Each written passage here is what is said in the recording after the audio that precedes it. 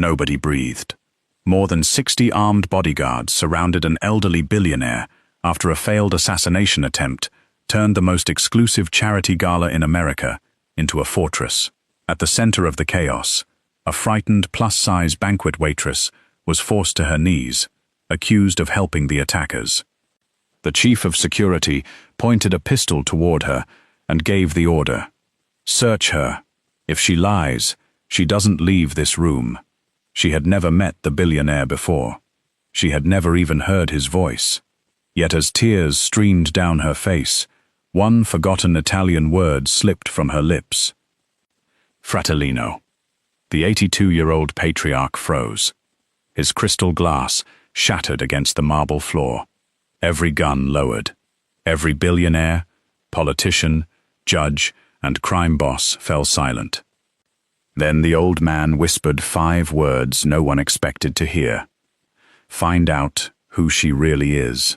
Within hours, that single forgotten word would uncover a family secret, buried for more than 60 years. One powerful enough to bring one of America's richest dynasties to the edge of collapse. The annual Ferrante Foundation Charity Gala was more than a fundraising event. It was the one night, each year, when America's wealthiest billionaires, senior politicians, federal judges, diplomats, and international business leaders gathered beneath one roof. Invitations couldn't be purchased. They had to be earned. At precisely 8 o'clock, every conversation inside the Grand Aurora Ballroom faded into respectful silence. Don Vittorio Ferrante entered. At 82 years old, he walked with the steady confidence of a man who had built one of the world's largest financial empires from nothing. His silver hair and calm expression revealed little emotion, yet his presence alone commanded absolute respect. Men who controlled billion-dollar corporations instinctively stood as he passed. No one wanted to disappoint the patriarch, whose decisions could reshape entire industries overnight. Watching quietly from the edge of the ballroom was Elena Romano. At 42, Elena had spent the last year accepting temporary catering jobs after the neighborhood bakery she inherited from her grandmother went bankrupt. Losing the bakery had taken more than her livelihood. It had taken the last connection to the woman who had raised her after her parents died. Still, she refused to surrender to bitterness. She treated every guest with the same gentle smile, whether they noticed her or not. Most didn't. To them, she was simply another waitress carrying silver trays between tables, filled with people whose watches cost more than her former bakery. The catering supervisor gathered the staff one final time. "Listen carefully," he whispered. "Do your job, stay invisible, and never approach Don Ferrante unless security gives permission. One mistake tonight will end your career." Everyone nodded, including Elena. She had no desire to be remembered. She only wanted to finish her shift and collect enough money to pay next month's rent. The orchestra had just begun its final performance when everything changed. A loud crack echoed from the upper balcony. For a brief second, many guests assumed part of the lighting rig had collapsed. Then another shot rang through the ballroom. Screams erupted. Crystal glasses exploded across marble floors as guests dove beneath tables. Security agents rushed toward the stage, while armored bodyguards formed an impenetrable circle around Don Vittorio. One gunman, disguised as a photographer, was shot before he could fire again. But security immediately realized there had been more than one attacker. The ballroom descended into controlled chaos. While frightened guests pushed toward emergency exits, Elena noticed an elderly woman trapped beneath an overturned chair. Ignoring the panic around her, she hurried across the floor and helped lift the heavy chair away before gently supporting the woman to her feet. "You'll be all right," Elena whispered. "Stay behind me." She had taken only 3 more steps when a furious voice thundered through the ballroom. "Stop that woman." Within seconds, armed security officers surrounded her. Before Elena could explain, her wrists were yanked behind her back. Plastic restraints tightened painfully. I was helping her, Elena pleaded. The lady fell. Quiet. Damiano Ricci, the head of Ferrante Security, approached without the slightest trace of sympathy. We're still missing one suspect, he said coldly. Anyone moving during the attack is a potential accomplice. Several terrified guests watched in silence. None dared interfere. Damiano gave another order. Search her. An officer emptied Elena's apron pockets onto a nearby table. 3 folded dollar bills, a worn bakery key, an old family photograph, a tiny silver pendant hanging from a faded chain around her neck. Nothing else. Damiano frowned. Bring her closer. 2 guards forced Elena onto her knees, only a few feet from Don Vittorio. She had never imagined meeting the legendary billionaire like this. The old patriarch didn't speak. He simply studied her face with unreadable eyes. Another guard slowly raised his pistol. Elena felt her heartbeat pounding inside her chest. She closed her eyes, convinced her life had ended inside a ballroom where nobody would ever remember her name. Then, without understanding why, an old childhood memory surfaced. She remembered sitting in her grandmother's kitchen while warm bread cooled on wooden racks. She remembered being comforted by a lullaby sung in Italian. One single word escaped her lips before fear could stop it. Fratellino. The effect was immediate. Don Vittorio's face turned pale. His crystal wine glass slipped from his fingers and shattered across the marble floor. A silence heavier than fear spread through the ballroom. For the first time in decades, those closest to the Ferrante patriarch saw tears forming in his eyes. He took one slow step toward Elena. His voice was barely above a whisper. Who taught you that word? No one answered. Then Don Vittorio looked toward his son. Gabriel, seal the estate. Call our private laboratory. I want DNA samples taken immediately. As every exit was locked, an unseen figure inside the Ferrante security control room quietly logged into the family's classified archive. Within seconds, files dating back 62 years began disappearing from the system. Just before anyone realized, the investigation had already begun. Within minutes, the Ferrante estate was transformed into a private command center. No guest was allowed to leave. Phones were temporarily confiscated. Every security recording from the gala was reviewed frame by frame. Yet Don Vittorio gave only one instruction. Treat Miss Romano with respect. The order stunned everyone. Only moments earlier, Elena had been on her knees with a gun pointed at her head. Now she was escorted into a private sitting room, normally reserved for heads of state. A physician examined the bruises on her wrists, while another employee brought her tea and a blanket. She looked completely overwhelmed. I don't understand any of this, she said quietly. I've never met Mr. Ferrante. Across the hall, Gabriel Ferrante watched through the glass. His father had not reacted emotionally in decades. He barely smiled. He rarely spoke about the past, but when Elena whispered that single Italian word, Gabriel had seen something he never thought possible. Fear. Not fear of danger. Fear of memory. He entered his father's study. What does Fratellino mean to you? Don Vittorio stared into the fireplace for several seconds before answering.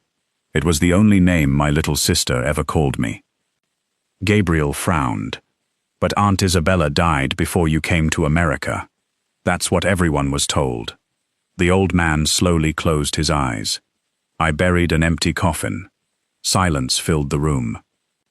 For the first time in his life, Gabriel realized there might be an entire chapter of his family's history that had never been told.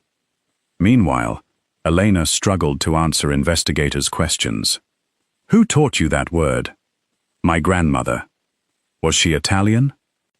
I suppose so. What was her name? Lucia Romano. Where was she born? I don't know. The answer embarrassed her. Her grandmother had always avoided speaking about her childhood. Whenever Elena asked about relatives, Lucia would simply smile and change the subject. The only things she passed down were recipes, old lullabies, and the tiny silver pendant Elena had worn since childhood. "It belonged to our family," Lucia used to say. "Never lose it." She never explained why. Gabriel ordered a complete background investigation. Within hours, investigators discovered something unusual. Elena's birth certificate had been issued nearly 6 months after her reported birth. The attending physician listed on the document had died years before the certificate was officially filed.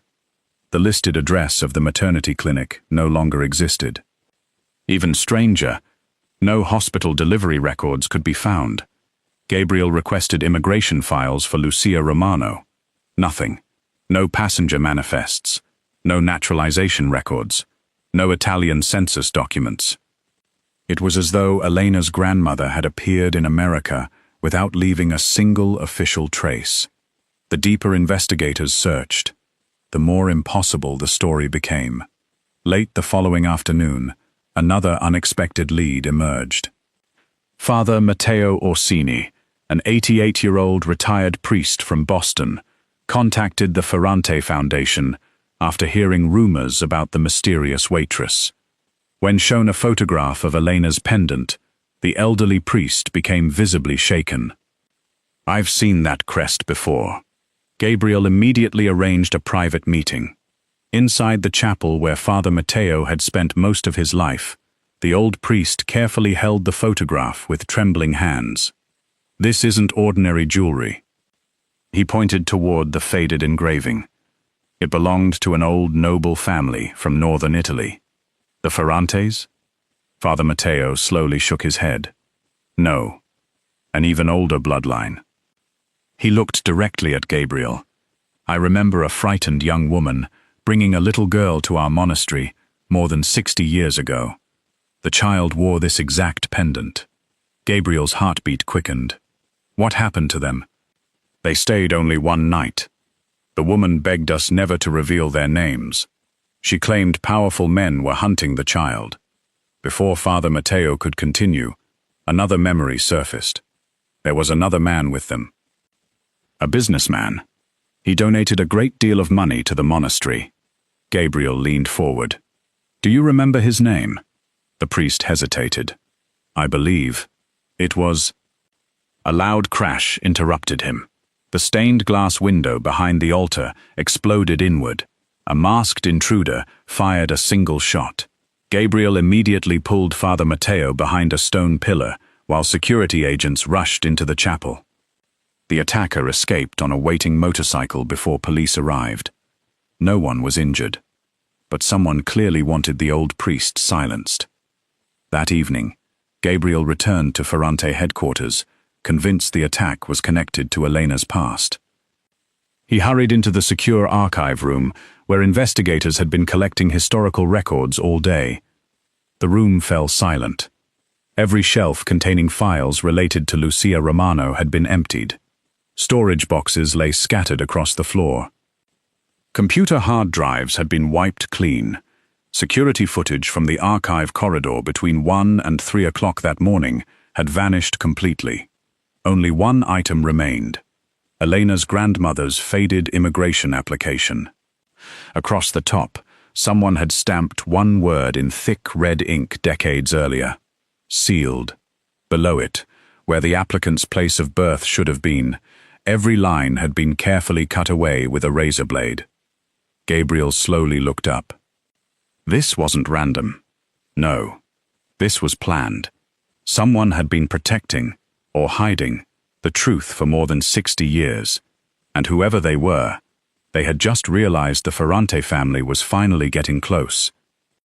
Just after sunrise, the chief geneticist stepped into Gabriel Ferrante's private office, carrying a sealed envelope. His expression alone told Gabriel the results would change everything. The laboratory repeated the analysis 3 times. The scientist said quietly, "We wanted to eliminate every possibility of contamination." Gabriel opened the report. His eyes stopped on one line. Probability of biological relationship with Don Vittorio Ferrante's maternal bloodline, 99.97%. For several seconds he couldn't speak. The impossible had become fact. Elena Romano wasn't imagining anything. Somewhere in her ancestry flowed the same blood that had built the Ferrante dynasty. When Don Vittorio read the report, his hands trembled. For more than 60 years, he had forced himself to believe his little sister had died during the attack that destroyed their family estate in northern Italy. Now that certainty had vanished, he slowly removed an old black-and-white photograph from his desk drawer. Two children smiled into the camera. A teenage boy stood protectively beside a little girl with bright eyes and braided hair. On the back of the photograph was a handwritten note. "Always protect your little sister." Don Vittorio closed his eyes. I failed her. Elena, standing across the room, felt tears filling her own eyes. She still didn't understand how she was connected to these people. But for the first time since arriving at the estate, she saw not an untouchable billionaire, only an elderly man carrying decades of regret. The investigation expanded beyond America. Private investigators were dispatched to Italy. Church records, orphanage registries, and forgotten village archives were examined one by one. 3 days later, another breakthrough arrived. Hidden beneath the basement of an abandoned monastery near Turin, investigators discovered records from an unofficial rescue network operated during years of political violence. The documents revealed that several children from influential families had been secretly given new identities to protect them from organized criminal factions seeking revenge. One faded ledger contained an entry that caught everyone's attention. Female child. Approximate age, 6. Protected under emergency transfer. New identity assigned. The child's original name had been burned away. But beside the entry appeared a hand-drawn sketch of a familiar pendant. The same pendant Elena had worn since childhood. Before investigators could recover the remaining documents, disaster struck. A black SUV burst through the monastery gate. Masked gunmen opened fire. The rescue team scrambled for cover as ancient stone walls echoed with gunshots. The attackers weren't trying to steal money. They headed directly for the archive room. Someone wanted the records destroyed. Gabriel, who had traveled to Italy personally after receiving the DNA results, grabbed Elena and rushed her through a side corridor while security agents returned fire. Smoke grenades filled the monastery with thick gray clouds. The old building disappeared into confusion. They escaped through a narrow service tunnel, leading toward the hillside parking area. Just as they reached their vehicle, another SUV accelerated toward them. "Drive!" Gabriel shouted. The chase exploded onto the winding mountain roads outside Turin. Black vehicles raced through narrow curves, while armed guards exchanged fire with the attackers. Elena gripped the dashboard, terrified. "I don't understand why they're trying to kill me." Gabriel kept his eyes on the road. "They're not afraid of you. They're afraid of what you prove." After losing the attackers, Gabriel brought Elena to a secluded convent, protected by Ferrante security. Waiting for them was Sister Agnese Conti. The elderly nun had spent nearly 70 years caring for abandoned children. When she saw Elena's pendant, she quietly made the sign of the cross. "I prayed I would live long enough to see that necklace again." Elena leaned forward. "You know where it came from?" Sister Agnese nodded. "I knew the woman who raised your grandmother." The room fell silent. "Your grandmother, Lucia, was never born into the Romano family. She was adopted as a little girl." Elena stared at her. "My grandmother was adopted?" "Yes. She arrived here carrying another little child. The adults told us they were cousins." The nun slowly shook her head. "They lied." They were sisters. Gabriel's heart pounded. If Lucia wasn't born a Romano, who was she? The elderly nun reached into an old wooden cabinet. Inside rested a weathered envelope, sealed with dark red wax. I was told never to open this unless the Ferrante family returned. She carefully handed it to Gabriel. Before he could break the seal, every light inside the convent suddenly went dark. Emergency alarms began echoing through the building. One of Gabriel's bodyguards rushed into the room. "Sir, our communications have been hacked. The outer security team isn't responding." At that exact moment, the convent's heavy front doors exploded inward. Armed men in tactical gear stormed inside. Gabriel immediately drew Elena behind a stone pillar as his security detail engaged the attackers. The leader of the assault calmly stepped through the smoke. He wasn't wearing a mask. Instead, he smiled. Then he spoke words that chilled Gabriel to the core. "You've been searching in the wrong generation. The person who hid the truth has been sitting beside the Ferrante family for decades." Gabriel didn't open the wax-sealed envelope until he and Elena were safely inside a secure Ferrante residence outside Milan. Only 4 people were allowed into the room: Don Vittorio, Gabriel, Elena, and Sister Agnese. The old seal broke with a soft crack. Inside lay several yellowed pages written in elegant Italian handwriting. Sister Agnese immediately recognized it. These are Isabella's journals. Don Vittorio's breathing became uneven. His younger sister had supposedly died 62 years earlier. Yet someone had preserved her private diary. Gabriel carefully translated the first page aloud. "If anyone ever reads this, it means I failed to return home. The men following our family do not want our money. They want our name to disappear." The room fell silent. Every page revealed another piece of a conspiracy that had begun decades before the Ferrante Empire became famous. The journals described a trusted advisor named Renzo Beraldi. To the outside world, he had been the family's most loyal legal counselor. He managed investments, protected confidential records, negotiated political alliances. Don Vittorio's own father had treated him like family. But Isabella had noticed things no one else had. She repeatedly saw Renzo meeting strangers late at night. Important documents disappeared shortly after passing through his office. Letters addressed to family members never arrived. Whenever she mentioned her concerns, adults dismissed them as childish imagination. 1 week before the attack that supposedly killed her, Isabella secretly wrote one sentence: "If anything happens to me, never trust Renzo."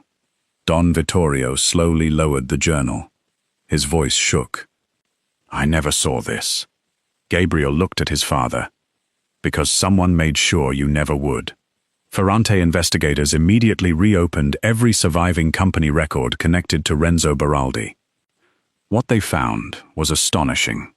Over 6 decades, Renzo had quietly placed former associates into banks, investment firms, law offices, charitable foundations, and government advisory boards connected to the Ferrante Empire.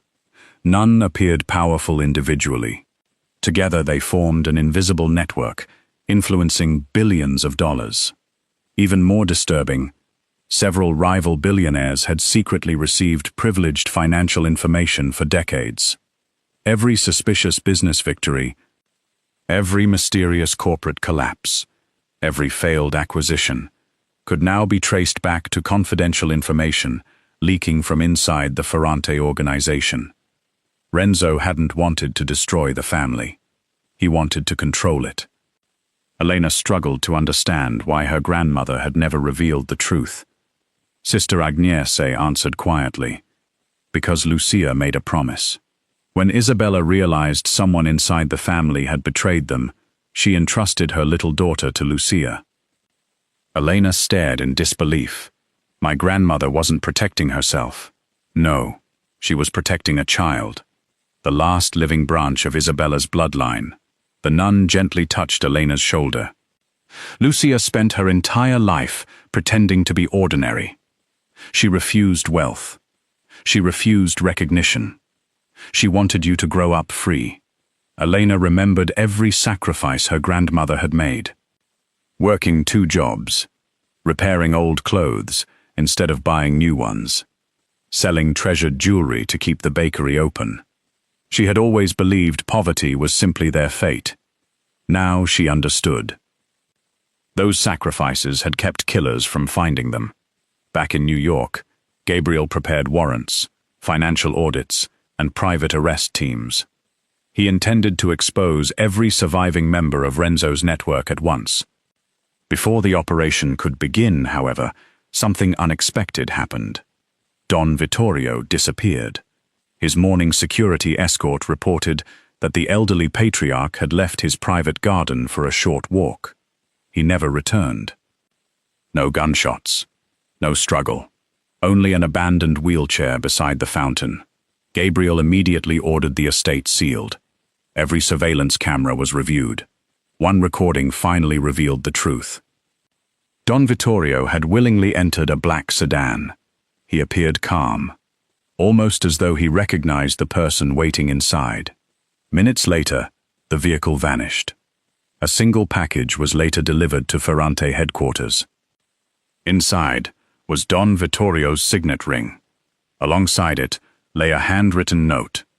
"You spent 62 years searching for your sister. Now come search for your father." No signature. Only one familiar symbol, a faded red crest, identical to the mark found on Isabella's journal. Gabriel clenched the note until it crumpled in his hand.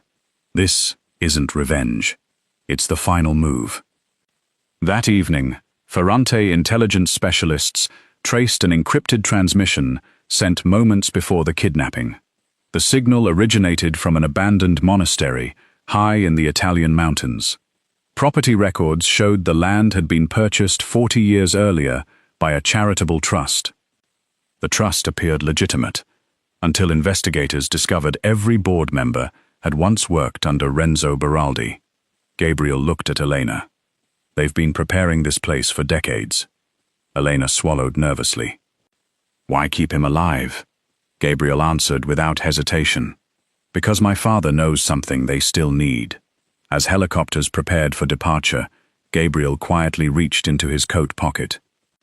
There, he found another folded page that had somehow remained hidden inside Isabella's journal.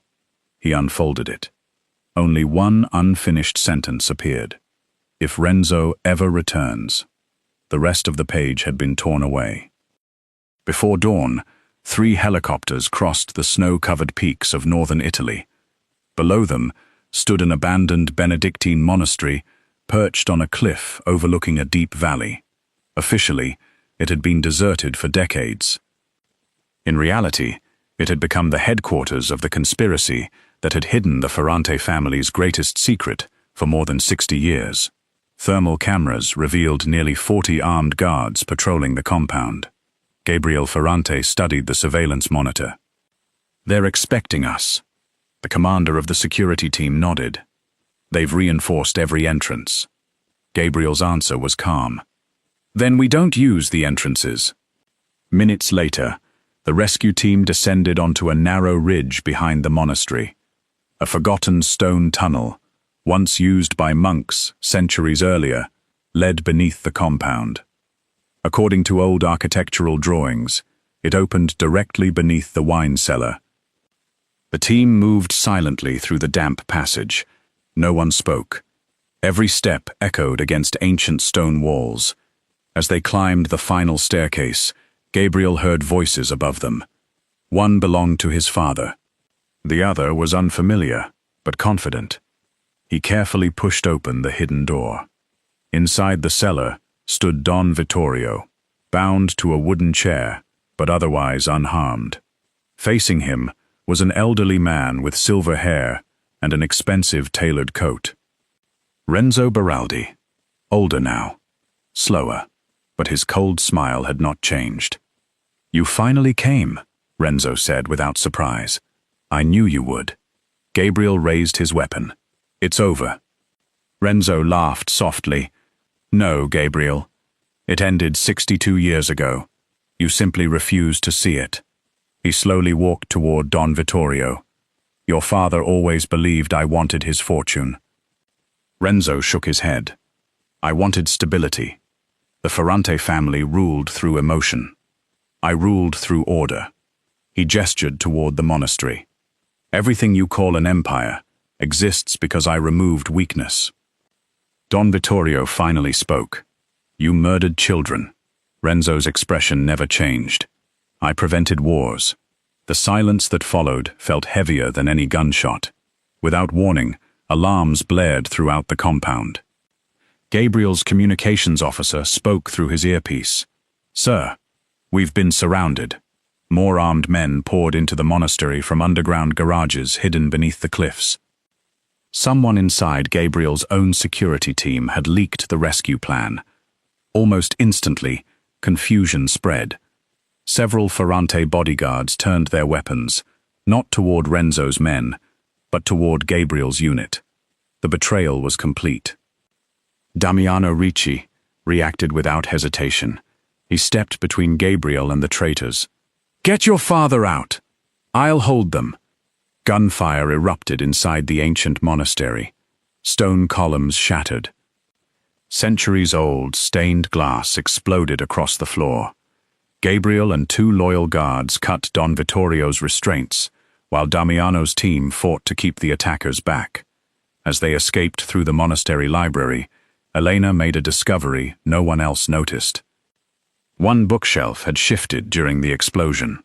Behind it stood a hidden iron door. Remembering Isabella's unfinished journal, Elena instinctively pushed it open. Inside was a tiny chamber, untouched for decades. No gold. No weapons. Only shelves filled with leather-bound account books. At the center rested a heavy wooden chest. Gabriel forced it open. Inside were the original financial ledgers Isabella had hidden before disappearing. Every payment, every forged transfer, every secret partnership, every bribe stretching back 6 decades. Renzo's entire network had been documented by the one person he believed he had silenced forever. Don Vittorio looked at the ledgers in disbelief. "She knew." Gabriel nodded. "She left us everything we needed."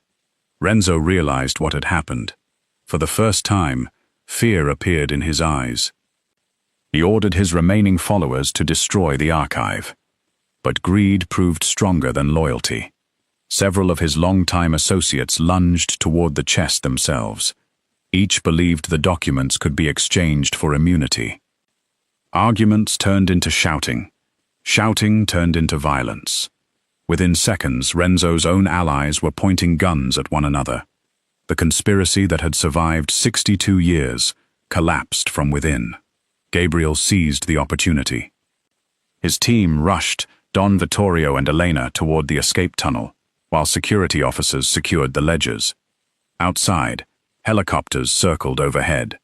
Italian authorities, acting on evidence Gabriel had transmitted hours earlier, were closing in from every direction. Renzo looked around and finally understood. His empire no longer existed. The people who had once followed him were now bargaining for their own survival. Just as Gabriel reached the tunnel entrance, the entire monastery shook violently. A deafening explosion echoed beneath the foundation. Dust poured from the ceiling. One of the retreating gunmen screamed. They armed the demolition charges. The old monastery had been rigged long before anyone arrived. Massive support beams cracked. Ancient stone walls began collapsing. The escape tunnels split apart as enormous rocks crashed into the passage behind them. Gabriel pulled Elena forward while helping his exhausted father through the falling debris. Behind them, Renzo remained standing in the center of the collapsing library. Surrounded by burning documents and falling stone, he stared silently at the empire of lies he had spent a lifetime building. Then the ceiling gave way. The last thing Gabriel heard before reaching daylight was the thunder of the monastery collapsing into the mountain. As rescue helicopters lifted off, Elena looked back through tears. The ancient compound disappeared beneath a cloud of smoke and snow. But in Gabriel's hands rested the wooden chest containing the original ledgers. The truth had survived. Now the world was about to learn it. The collapse of the monastery marked the end of a conspiracy that had survived for more than 6 decades. Using the original ledgers recovered by Gabriel's team, investigators in both Italy and the United States uncovered an enormous network of corruption hidden behind respected corporations, charitable foundations, and financial institutions. Dozens of powerful executives, attorneys, and public officials were arrested.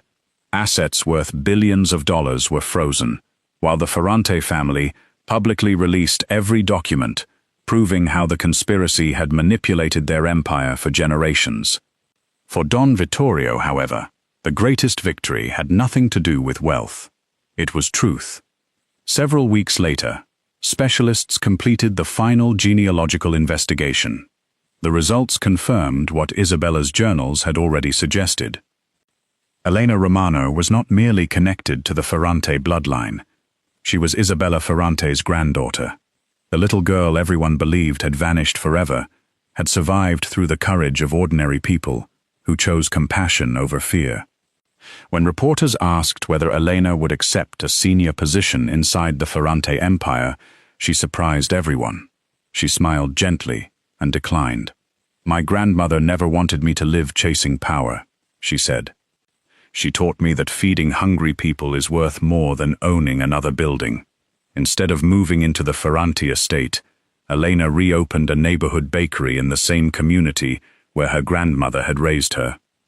With financial support from the Ferrante Family Foundation, the bakery became a training center for struggling single mothers, widows, and women rebuilding their lives after hardship. Every loaf of bread carried the recipes Lucia had protected for decades, reminding Elena that love could survive even when history tried to erase it. Several months later, before sunrise on a quiet autumn morning, the bakery opened for another ordinary day. Elena had just removed the first warm loaf from the oven when the front door softly opened. Don Vittorio entered alone. No bodyguards, no assistants, no reporters, only an old man carrying memories that had weighed on him for 62 years. Elena sliced the fresh bread and quietly placed it before him. He tasted it, closed his eyes.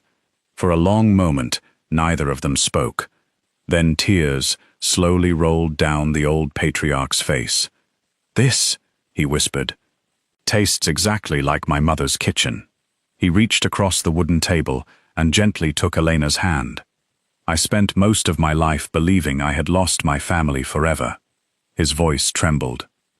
"But your grandmother kept a promise that I could not." He smiled through tears. "Welcome home, my Isabella's family."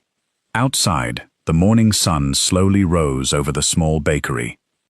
For the first time in more than 60 years, Don Vittorio Ferrante discovered that peace could never be bought with power, protected by armed men, or measured in billions of dollars. Sometimes, it was waiting quietly inside a small neighborhood bakery, in the hands of the family that love had never allowed history to erase.